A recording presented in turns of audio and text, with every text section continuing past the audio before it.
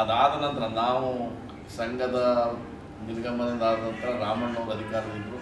ರಾಮಣ್ಣವರಾದಂಥ ಬಂದಂಥ ಅಧ್ಯಕ್ಷ ಅವ್ರ ನೌಕರ ಹಿತವನ್ನು ಕಾಪಾಡೋದನ್ನು ಬಿಟ್ಟು ನೌಕರ ಸಂಘದಲ್ಲಿ ಅವನಿಗೆ ಯಾರ್ಯಾರಾಗಲ್ಲ ಅವ್ರ ಮನೆಯಲ್ಲ ಜಿದ್ದನ್ನು ತೀರಿಸ್ಕೊಳ್ತಕ್ಕಂಥ ಒಂದು ವ್ಯವಸ್ಥೆ ಹೋಯಿತು. ಆಮೇಲೆ ಏಕಪಕ್ಷೀಯ ನಿರ್ಧಾರ, ಯಾವ ನೌಕರನು ಸಹ ಮಾತಾಡಲಿಕ್ಕೆ ಅವಕಾಶವೇ ಇಲ್ಲ. ಅವನ ನೌಕರ ಸಮಸ್ಯೆಗಳನ್ನು ಬಗೆಹರಿಸೋದಕ್ಕಿಂತ ಹೆಚ್ಚಾಗಿ ನೌಕರರ ಮೇಲೆ ಸೇಡನ್ನು ತೀರಿಸ್ಕೊಳ್ತಕ್ಕಂಥ ಪ್ರವೃತ್ತಿ ಹೆಚ್ಚಾಗಿ ಬೆಳೀತು. ವೃಂದ ಸಂಘಗಳನ್ನು ಮಟ್ಟ ಹಾಕ್ತಕ್ಕಂಥ ಕೆಲಸಕ್ಕೆ ಹೋದ್ರು.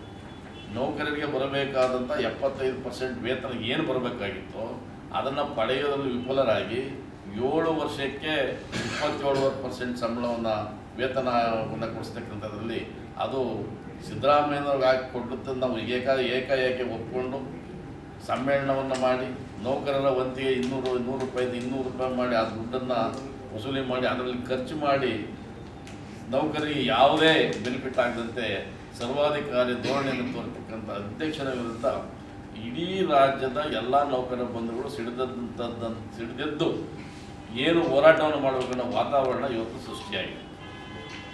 ಇವನು ಮತ್ತೊಮ್ಮೆ ಬಂದರೆ ನೌಕರರಿಗೆ ಭಾಳ ಅನ್ಯಾಯ ಆಗ್ತಿದೆ ಅನ್ನೋ ತೀರ್ಮಾನದಲ್ಲಿ ಈ ನಮ್ಮ ಪ್ರಜಾಸತ್ತಾತ್ಮಕ ವೇದಿಕೆ ಏನು ತೀರ್ಮಾನವನ್ನು ಕೈಗೊಂಡಿದೆ ಅನ್ನೋದನ್ನ ಇವತ್ತು ಎಲ್ಲ ಇಡೀ ರಾಜ್ಯಾದ್ಯಂತ ನಮ್ಮ ಆಯ್ಕೆಯಾದ ರಾಜ್ಯ ಪರಿಷತ್ ಸದಸ್ಯರು, ಜಿಲ್ಲಾಧ್ಯಕ್ಷರು, ತಾಲೂಕು ಅಧ್ಯಕ್ಷರು ಮತ್ತು ತಾಲೂಕು ಖಜಾಂಚಿಗಳು, ತಾಲೂಕು ಕಾರ್ಯದರ್ಶಿ, ತಾಲೂಕು ರಾಜ್ಯ ಪರಿಷತ್ ಸದಸ್ಯರು ಎಲ್ಲರೂ ಸಹ ಎದುರು ನೋಡ್ತಾ ಇದ್ದಾರೆ.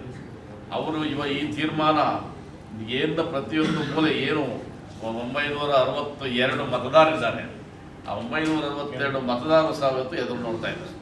ಅದರಲ್ಲಿ ಎಲ್ಲ ಮತದಾರರು ಕೆಲವರು ಈ ವಿರೋಧ ಪಕ್ಷದ ಅಭ್ಯರ್ಥಿಗಳು ಇದುವರೆಗೂ ಘೋಷಣೆ ಆಗದ ರೀತಿಯಲ್ಲಿ ಏನಿದ್ರೋ ಆ ತೀರ್ಮಾನವನ್ನು ಒಳಗೊಂಡು ಸುಮಾರು ಜನ ಅವರ ಫಾಲೋ ಮಾಡ್ತಾಯಿದ್ರು. ಇವತ್ತು ಹಂಗೆ ಸೈಲೆಂಟಾಗಿ ಎಲ್ಲರೂ ಅವ್ರನ್ನ ಬಿಡ್ತಾರೆ. ಏಕೆಂದರೆ ಎಲ್ಲರ ಮನಸ್ಸಲ್ಲಿ ಆಕ್ರೋಶ ಇದೆ. ನೌಕರರ ಪರವಾಗಿಲ್ಲ ಈ ಅಧ್ಯಕ್ಷ ಅನ್ನೋ ಒಂದು ವಾತಾವರಣ ಈಗಾಗಲೇ ರಾಜ್ಯಾದ್ಯಂತ ತಲುಪಿದೆ. ಅವನ ಸರ್ವಾಧಿಕಾರದ ಧೋರಣೆಯನ್ನು ಯಾರೂ ನಮ್ಮ ಸ್ವಾಭಿಮಾನಿ ನೌಕರರು ಒಪ್ಪುವಂಥ ಸಂದರ್ಭದಲ್ಲಿಲ್ಲ.